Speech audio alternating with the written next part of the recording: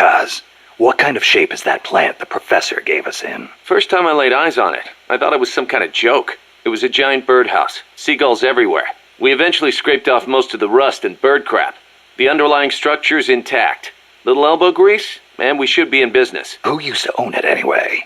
Whatever shape it's in now, somebody sank some serious money into building it. From what I can tell, an American university built it as a research platform for ocean thermal energy conversion. The name's still on some of the rusty old power turbines. I'm guessing they must have had government and corporate assistance to build it too.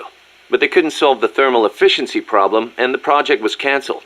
Then after the university abandoned it, a KGB front company scooped it up for next to nothing. At least that's my theory. How'd the KGB manage to buy a plant built with American capital, front company or not? Yeah, that professor is quite the operator. One other thing. The plant's set up so that it can join up with other plants of the same standard. So, they were originally planning on expanding the place, huh? Hey, let's give it a shot.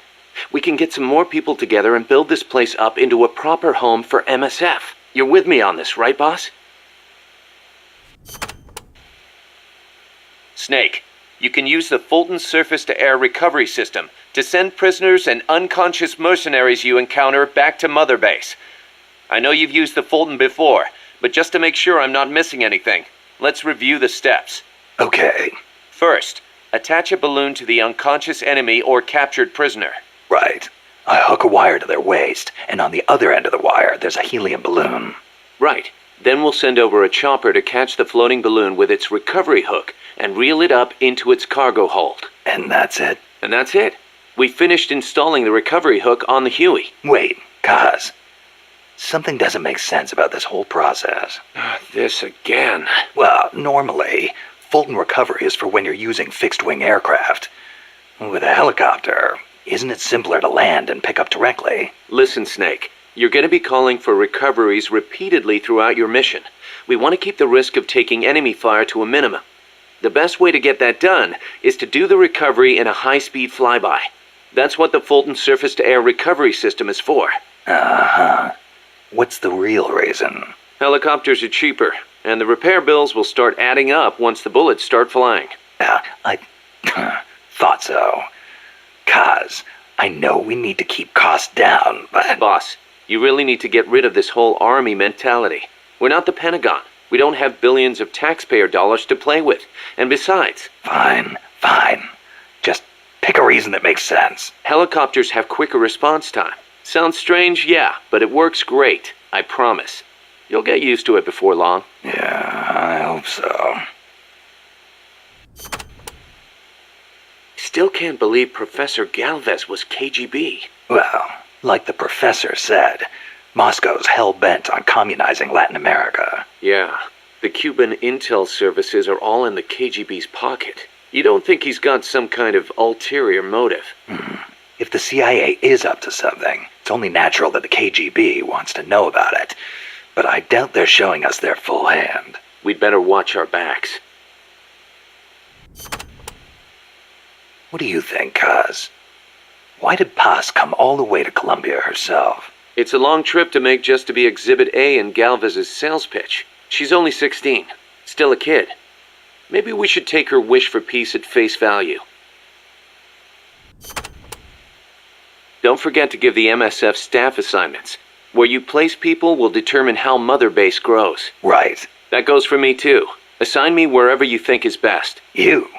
I thought you were second in command. Don't worry, I've got that covered. But MSF is still small, and I don't have the leisure of sitting around on my butt all day.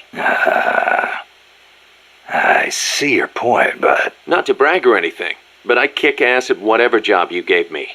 Put me in the area you want to focus on developing most.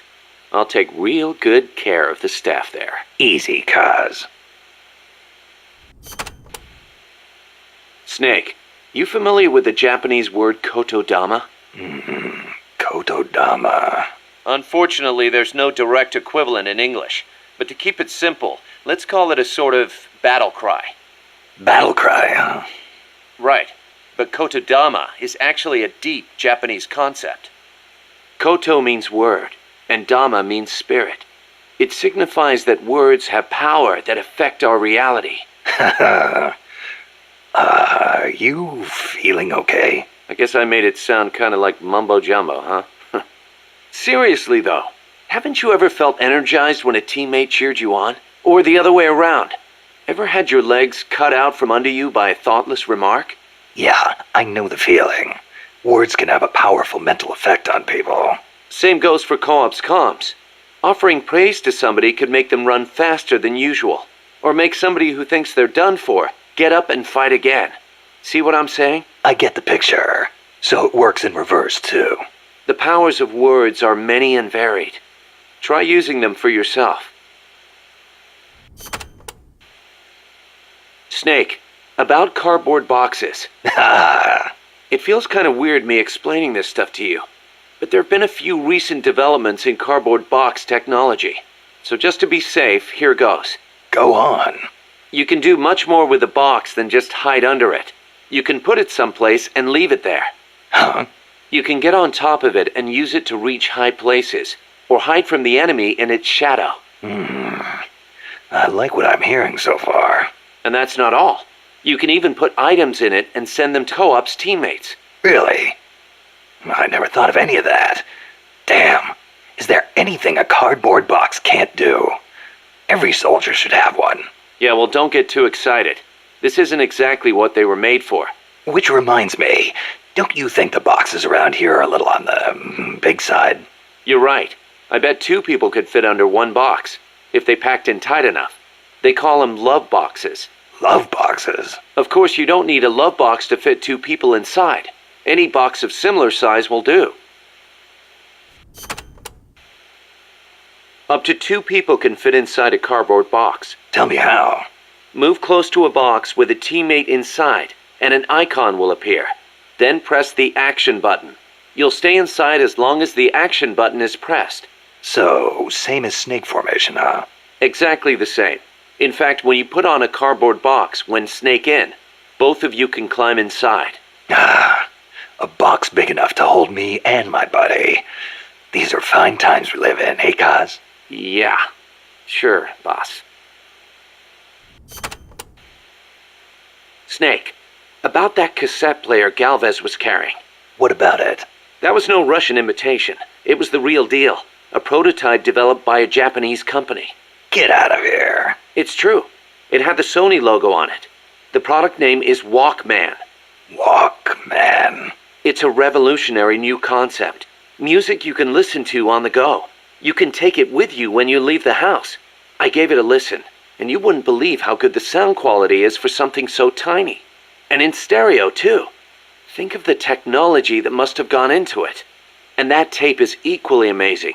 The treble range is clearly superior to any other cassette ever made. Stylish, too. How'd Galvez get his hands on a model that's not even out yet? Beats me. It's not the kind of thing I'd expect some stodgy Soviet to be into. Me neither. Tell you what, though, it's a fine piece of work. It'll let me listen to my music when I want, where I want. I never thought I'd hear you say that, but I have to agree. Me? I'm a recording freak, and I always used to laugh at the idea of a portable player. But now that I've seen it in action, I've changed my mind. Being able to take your music with you, this could be the start of a revolution in music. Could be. I'm having the guys at Mother Base study and analyze it. Who knows? They might be able to come up with something even better. Costa Rica means rich coast in Spanish. Is it true that Columbus was the one who came up with the name? Your guess is as good as mine. But it is true that Columbus landed his ships near Limon back in the age of exploration. He wrote in his diary that when he landed, the indigenous showered him with gifts of gold. Hence the name. It sounds a little strange to me. There's no way they could find that much gold in Costa Rica. Columbus originally set sail in search of the legendary land of gold. Maybe he was just nuts about this stuff. Costa Rica is rich enough without it. Look at the forests and the animals and the peace-loving people. That is what I want to protect. I know how you feel. Democracy took root in Costa Rica before anywhere else in Central America. Sure, we had coup and dictators and all, but never a total meltdown. That is, until 26 years ago. The Civil War. Yeah. I understand you lost your grandparents. It started with a dispute over alleged fraud in the presidential election. What I do not understand is why friend turned against friend, when they could have talked it out instead.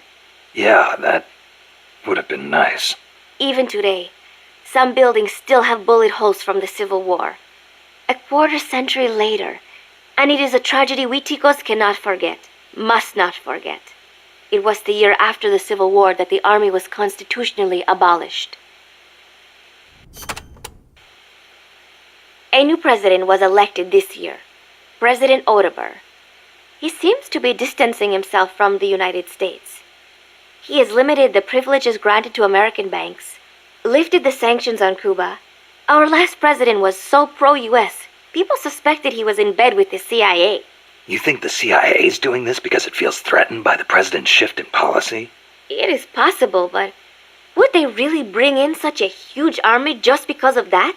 Part of our job is finding out. Exactly. Thanks, Snake.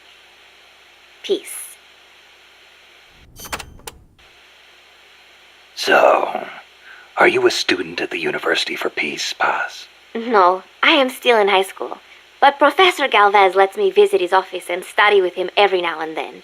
International law, security, conflict resolution, human rights. We study all these subjects and then use them to build the foundations of peace. Yeah, I get it. I just never heard the UN had a University for Peace before. Oh, that. Well, to be precise, it is still being set up. They have started conducting research, but the UN has not passed the necessary resolution yet. Professor Galvez couldn't wait that long. Oh, right. Costa Rica abolished its army and has also hosted the Central American Court of Justice. It is the perfect place to build a university like ours. Don't you think?